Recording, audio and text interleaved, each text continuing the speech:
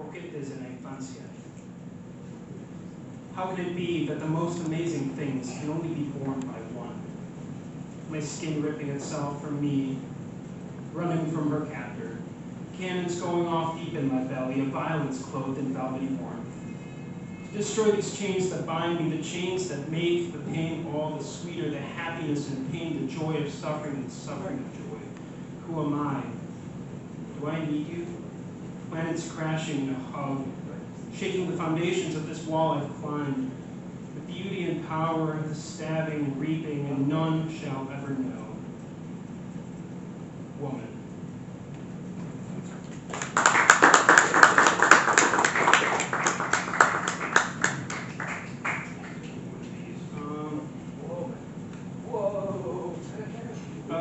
Falling Aloft seemed like an appropriate title for this one. A bird was free once as the skies are blue. Once came to me and said, take my hand and fly with me. And fly I did. Above, soaring I went, saw the world in an oyster, all the world's thunder holding me aloft, the breath of spring out of every instant, joyful green leaves of summer in those peering eyes. Someday, I cannot remember when, all I know is I woke up in a haze, weighed down by the leaden burden of my watch, calls to my manager, and the survival of respectability. I walked with a cast iron collar, keeping me down just a few inches, a few too many. One's knees are not meant to bend for all of eternity. Then, as though the hand that could give me glory stretched itself right in front of me, and at once greeting it with a smile, having it be ripped away and myself drowning in a shower of hot lead. A few too many years later, perhaps, I sit in shivers and lamentations. Volcanic pressures ripping the membranes I wove in case my wings melted down. I wake up some of these gray days, having dreamt of soaring, having dreamt of music, having dreamt of dancing. And the only breath I can summon then rips, screaming the words out of my soul, take my hand and fly with me, please.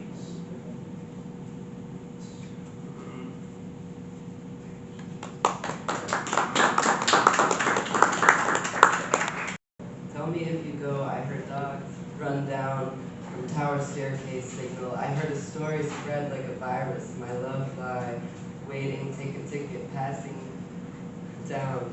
Shout from the counter, the laughing's in your head and the love is too. My compiled works and wishes didn't represent me right. I'm someone else on the sidewalk. Radio latent truths, crosstalk, pass you on the street, don't meet your eye. We met like true strangers in exchange of words like handshakes in shopping malls, a picture on the pavement of a strange couple enough to catch my eye and draw me down, knelt at one's feet like your swords at my shoulder, cold steel. And still I end up wishing for something a little more one-sided so I can know for sure that it means something to you, but I can still avoid getting all bound up in it, broken down professional distance scientific observations of one's behavior if you'd like. I'll provide a stimulus, but I can't pay attention while you assure me you don't need it. If I let you out, can I still go with you? I paid a visit to a place I'd only been in, a handful of half-forgotten dreams, and a few totally unremembered. But of course, it just wasn't a thing like I remembered it being.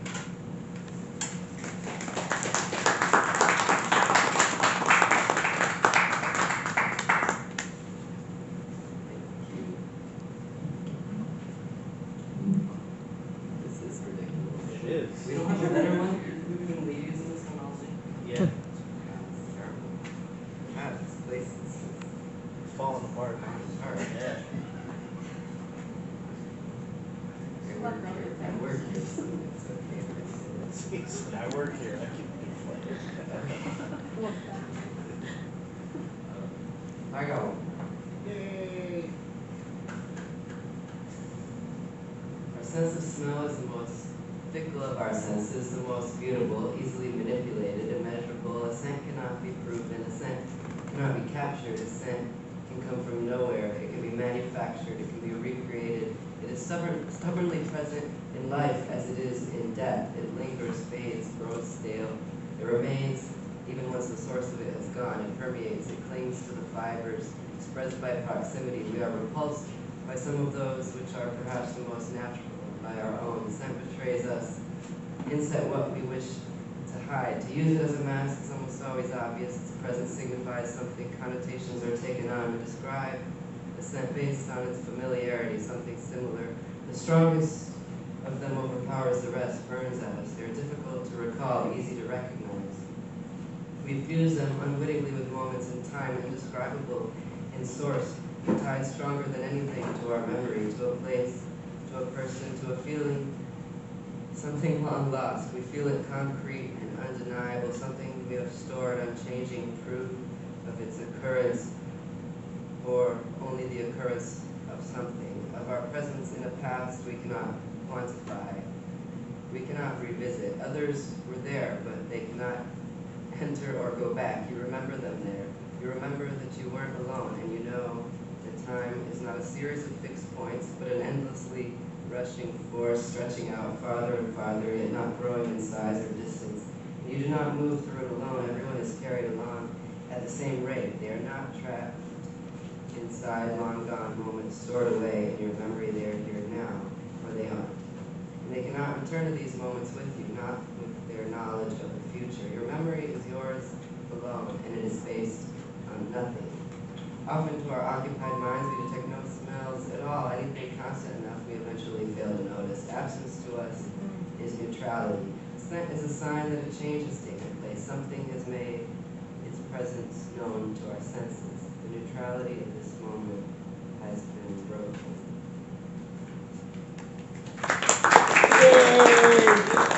Happy black girls? Who the fuck cares? I do. I care so much I drive myself to the brink of insanity. I care so fucking much that I drive myself halfway to lynching myself. I'm always smiling, except when I'm sick of living. I'm always cracking jokes, making people smile, laugh, forget their feelings. Social work. Fuck my free humor and therapy sessions I give people. I'm not your healer. Who the fuck cares? Not me. I'm sick of being the happy girl. I'm overly exhausted trying to be the happy girl. Smile here, smile there. Giggle, giggle, giggle. Let's laugh away all our woes. Good girl, clean girl, funny girl, happy girl. That's too bad, girl. Why don't you just smile, girl? The more I wear it like a broken china doll, smiling face that hasn't been glued together, but by cheap glue that wasn't waterproof and wasn't meant for me. This fake-ass face to make you feel comfortable. Do black faces only make you feel comfortable when they are smiling? Do you want to clench your Gucci bag when I don't look amused? Do you fear what I'll say if I don't smile? I don't care.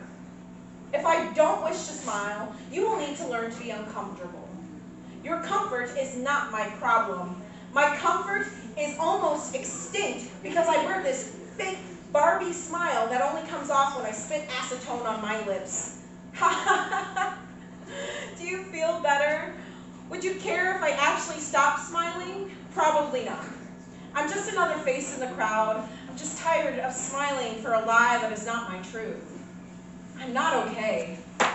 Stop making me smile to make you feel like I'm easier to digest. I'm not made to be consumed. I'm a happy black girl. Just shouldn't have to smile to make you feel comfortable and for me to feel joy. Once again, I'm feeling a little bit better now, not as much nervous. So I also write short stories. I plan on turning them into actual short story book to be able to expand it a little bit longer. In the previous reading I did, it was Raccoon starting to enter his own universe, the Raccoonverse, but this time he takes a trip to the U.S.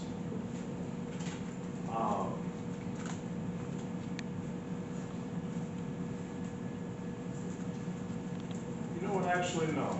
Let's do something different. There's something else I wanted to read. Something I started, but I didn't quite finish it. I wanted to see what you guys would think. Hunter, I need you, dude. Please, the savage said. Hunter was watching TV. He turned off the TV and walked in the kitchen to see the savage, dressed all in tuxedos, button-down shirts with a vest over it. What do you need, Savage? Hunter kept his cool. Sit down. We need to discuss how we're going to make these crimes. The Savage said, while making coffee for him and Hunter. Hunter grabbed his coffee and put 2 sugars, 3 sweeteners. So what's the plan, big man? Rob a bank? Kill people? What is it? The Hunter said. We are putting everything together. It's going to be a mashup. The Savage replied with joy. Hunter took a sip of his coffee. He looked at him with the coffee burning in his mouth. What do you mean? Hunter asked with hot coffee in his mouth. Well, we need to get rid of all police and anyone who stands in our way. That's partially the story I started. I didn't finish it. I didn't really know what to do with it afterwards. Literature, yes. Nice. But it's called As the Night Mourns. It happened the regular way, a chance glance that turns into a stare at eyes you never want to escape. A happy, innocent accident bumps a frilly iced coffee drink into a lacy white blouse, and clumsy apologies ensue. A few witty side jibes and cute giggles later, cell phone numbers are swapped, along with social media accounts. The next thing you know, you're dating the girl of your dreams and you can't believe how lucky you are to be in her presence. She is life incarnate, wrapped in a pair of size 3 jeans with all the natural colors arrayed in her hair, flowing erratically down her back that curves in just the right way to make you go right to the edge of out of your mind. That's where I find myself. That's where I found myself. My enigmatic purpose realized. She brought clarity to the obscure mundaneness that filled my days. I breathed for the first time when I met her, and she took it away in that same moment. I have been gladly without it ever since, hoping lightning would arc in the sands of time, making glass of my memories of her, so I could cherish them always. Until then, we laughed, we cried, we lived together outside of worry or care. That has been my existence these 5 years of marriage. Blissful indifference, complete serenity, delight and rapture. A story told redemptively by writers of all kinds in ways I will emulate out of necessity to stay authentic, but hopefully in a way that flares a certain spark of ingenuity and dramatic class. Yet perfection has a flicker to it. Light cannot stay still. There are evenings when the echo of her voice drifts through the house before she speaks, when I swear the sunlight bends differently around her face, as if it knows she owns its favor. There are mornings where silence follows her like a loyal shadow, and I pretend not to notice the fatigue in her smile. Love is never a stagnant lake. It's a tide that drags you both beneath and above, and our breaths have learned to match the pull. I've grown accustomed to the rhythm of her moods, the subtle architecture of thought behind her calm gaze, the trembling quiet that sometimes hides behind laughter. We have fought only a handful of times, and each one carved something new into us, something humbler, something more real. The first fight was about nothing, as the best ones usually are. I had forgotten something trivial. She blamed herself for caring too much, and we both ended up crying, while the sky outside darkened like ink poured slowly into water. By the time it cleared, we had already evolved into truer versions of ourselves, humbled yet fiercely tethered. That's how love remakes you. Through small destructions, controlled demolitions of ego in favor of belonging. 5 years can be either a blink or a century, depending on where you were standing when it began. For me, it feels like both. The early days are still crisp in memory, fragrant with the sweetness of first discovery. The scent of her shampoo, the imprint left in the pillow, The way she'd draw unseen patterns with her fingertip on my arm as though tracing runes of devotion, ancient and wordless. Time softened those details, but never erased them. Now, even in the quiet moments, brushing our teeth side by side, folding laundry, watching our cat chase a speck of dust in the sunbeam, I find myself still astonished at how human life can fit something so divine. Sometimes when she is asleep and her hand rests lightly against my chest, I wonder what divine accident aligned us in the crowd that day. What might have happened if I'd gone for tea instead of coffee, or taken a different street, or spilled my drink on someone else entirely. Fate, if it exists, feels less like an orchestrated plan and more like a whisper, caught between two breaths, gentle enough to pass unnoticed, powerful enough to shift everything. She has been my delicate shift, the quiet revolution I never saw coming, the gentle undoing of a man too tightly wound. Our love is not fireworks anymore. It's the endless glow in the hearth long after the crowd has gone home. It is laughter between chores, the shared groan at an early alarm. The way she leans her head on my shoulder when the movie credits roll. It is not the madness of beginnings, but the peace of continuation. And yet, in that calm, I feel something even grander than passion. I feel meaning. I feel seen and known, and at long last understood. When people ask what love feels like after 5 years, I tell them it feels like breathing in tandem, like two lives that long ago learned to move toward each other rather than apart. Like one orchestra playing two melodies that sometimes clash but always harmonized by the end of the song. It feels, in short, like home, though even home sometimes creaks and settles in the night. And now as I speak these words, the room feels quieter, as if the very air holds its breath with me. The memories ripple softly through this space. The small moments, the shared silences, the weight of life intertwined with mine. Outside the town hums along with its usual rhythm, unaware of the stillness gathering here. It is in this fragile hush that I find myself reflecting, holding close everything she was and all she has left behind.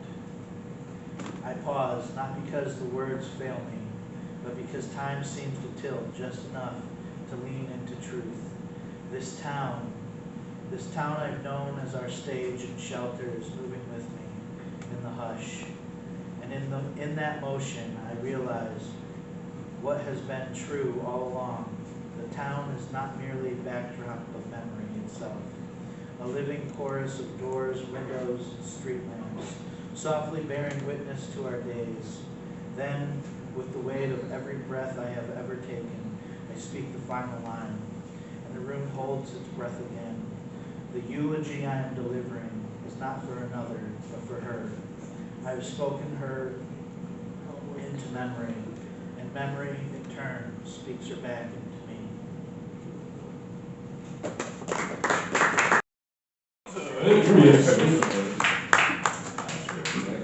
We got the champion.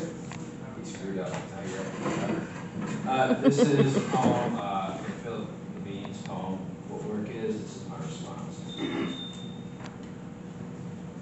Work is when and if you can get it. When the petitioner slinging 4 clipboards for $1, his signature can articulate why I let the voters decide better than his author. And when the party store hustler vends a Venn diagram of fevers and chills for sweaty $20 bills through car windows, what work is non-existent. When the wealthy land developer wants you to work under the table for less than minimum wage and expects you to be grateful because you don't have to pay taxes, but also expects you to purchase your own dust masks. Or when you put the key into the ignition and pray the lucky lemon that lets you deliver pizzas Xmas Eve will get you to your destination, but also pray gangster wannabes don't get trigger happy when they rob you for initiation. What it is is a form of resistance and revelation. Captive audience forced to pay for the privilege, maxed out on tax millages, the bills still said to instill discipline. Work is wearing sweaters from October to April, keeping the thermostat just high enough so pipes don't freeze, short showers to save dollars, knowing when to leave on porch lights to keep away window peekers. Some might call it art to eke by, but it takes work to master. Parking lot barbecue stands under pop-up tents employ entrepreneur chefs lounging with pockets full of ones and fives, confident in the work they invested in their secret sauce. In the neighborhood little market that spends evenings buying stock and rib tips, white bread, aluminum foil, and extra barbecue sauce to top it off. Invisible billboards adorn nondescript houses where dealers buy gold and liberated bicycles, copper pipes, aluminum sided weed whackers. Summer heat lines dance seductively in the street, flash of mystery, distortion, sweat beating across the sun. High school graduates work hard as hunter-gatherers foraging for a future in shop floor ruins. A car drove through the front of the Red Ribbon Bar, a Southside dive famous for cheap domestics, and a metal ring tied to a long string that patrons sent hurling towards a hook on the wall next to the entrance. That same spot the car detoured through to beat the game for good, working on a gamble to snatch the ATM and winning early retirement for long-time owners. Work can involve sticking it out until the lottery tickets pay out of the sports injuries throw a retirement party. Work is finally having the time to finish a degree at 53. Work as adults, shoveling snow door to door or dragging a lawnmower down a state street, cigarette dangling from pale lips, the wind running determination and smoke. It is work to harvest what shouldn't be left to rot on the vine. The lack of work is what it is, which is hard to improve. $1 here, a few there, or cardboard signs, elevator pitch, speaking luminous volumes at highway exits, as battalions of blistered fingers dig through ashen walls, looking hard for a handout. Finding no newspaper clippings. Warning, the Great Depression.